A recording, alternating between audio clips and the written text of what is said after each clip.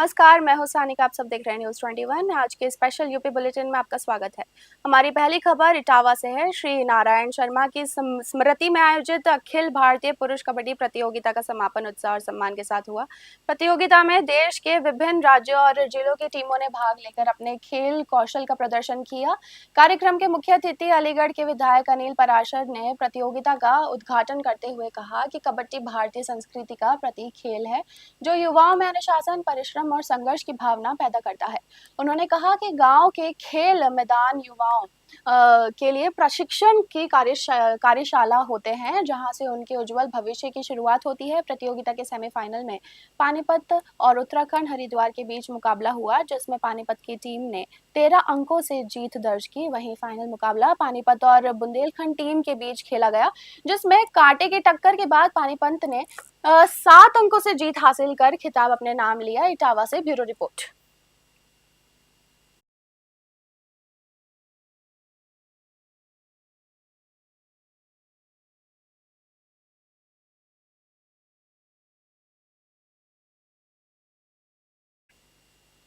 जिले में घूसखोरी का एक वीडियो वायरल होने के बाद स्वास्थ्य विभाग में बड़ी कार्रवाई की गई है। डिप्टी सीएम के निर्देश पर सीएमओ बस्ती ने मामले को संज्ञान लेते हुए सीएच विक्रमजोत के में तैनात बाबू प्रदीप कुमार श्रीवास्तव को निलंबित कर दिया है। बताया जा रहा है कि प्रदीप कुमार श्रीवास्तव ने एक महिला स्वास्थ्य कर्मी से एरियर बनवाने के नाम पर 45,000 रुपए की रिश्वत ली थी। महिला के भाई ने पैसे लेते हुए बाबू का वीडियो कैमरे में कैद कर लिया, जो बाद में सोशल मीडिया पर वायरल हो गया।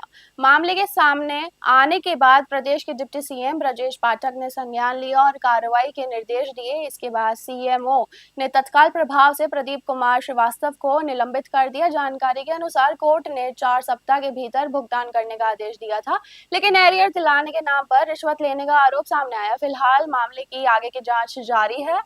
बस्ती से दिलीप पांडे की रिपोर्ट।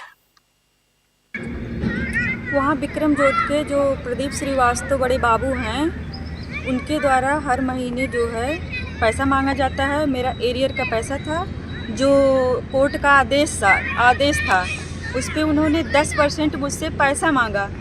तो मैं एक बार 25,000 दी, एक बार 20,000 दी, 45,000 हो गया। इसके बाद भी वो कह रहे हैं कि जब आप पूरा पैसा दोगे परसेंटेज का, तब मैं पैसा निकालूंगा, नहीं तुम्हारा पैसा किसी हालत में नहीं मिल पाएगा। टोटल कितना पैसा मांग रहे थे? टोटल वो 10% मांग रहे थे, 1 लाख से ऊपर। 1 लाख से ऊपर हर काम के लिए पैसा मांगते? हर काम के लिए पैसा। तो आपने इसकी शिकायत कहीं की थी? हम शिकायत क्या करें सर, क्या अपने भाई लोग से यही बताए हैं, तब जाके जब परेशान हो गए हैं 4 महीने से। 4 महीने से? हाँ, 4 महीने से, नवंबर से ही मुझको प्रताड़ित कर रहे हैं, आर्थिक मानसिक हर तरह से। जामा मस्जिद नई बाजार में कुरान की तरावीह मुकम्मल होने पर जश्न कुरान पाक का भव्य आयोजन किया गया।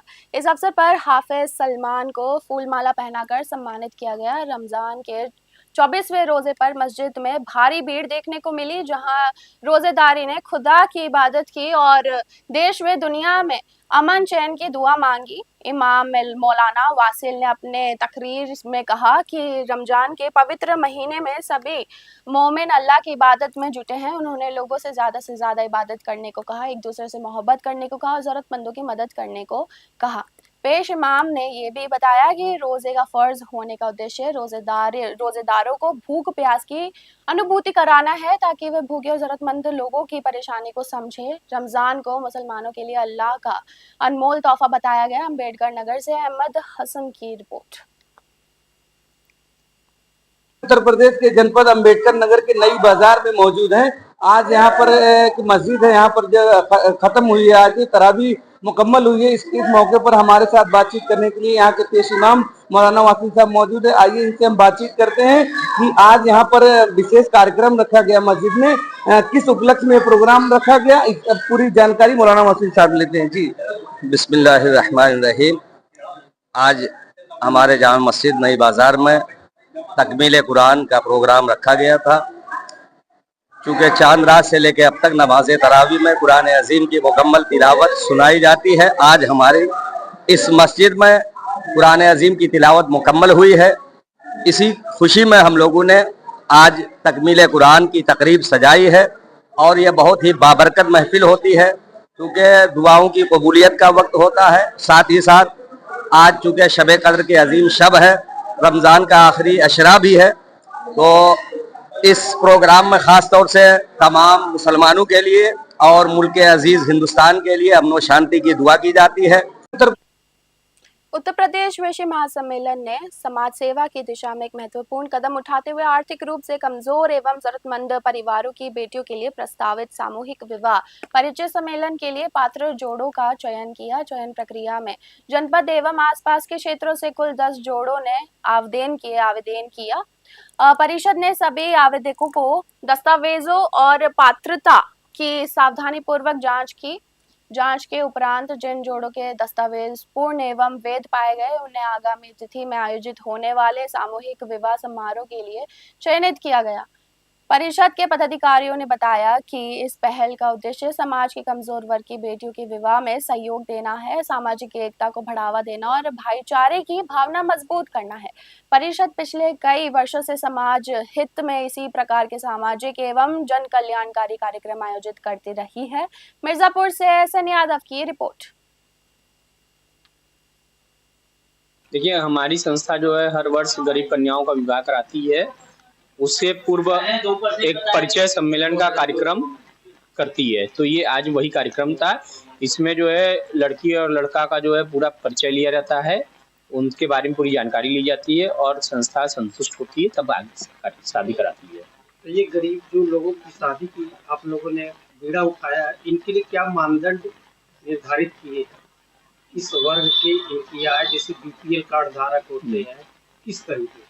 देखिए, हमारी संस्था वैश्य है, तो हम लोग पूरी कोशिश करते हैं कि जो भी आए वो वैश्य वर्ग के ही लोग आए। वैश्य समुदाय से गरीब ही। विद्यालय में आयोजित रंगीन उत्सव में 1 से 8 वर्ष के कुल 200 बच्चों ने गीत, नृत्य, कविता, कहानी, रैंप वॉक और फैंसी ड्रेस जैसी प्रस्तुतियों से दर्शकों का मन मोह लिया। कार्यक्रम 4 भागों में आयोजित किया गया। मुख्य अतिथि डॉक्टर मृदुला जायसवाल, डाइटिशियन ज्योति, डेंटिस्ट सुरभि कसेरा और स्त्री रोग विशेषज्ञ डॉक्टर नीलिमा मूर्ति ने बच्चों की रचनात्मकता की सराहना की और माताओं को स्वास्थ्य, खान पान व आत्मविश्वास का संदेश दिया। मैदान के इर्द गिर्द स्टॉल और खेलों में मेला जैसा माहौल बन गया। फेस पेंटिंग, क्राफ्ट कोना और अन्य खेलों में बच्चों ने हिस्सा लिया। समारोह के अंत में प्रतिभागियों को प्रमाण पत्र, समृद्ध चिन्ह और सेज दिए गए।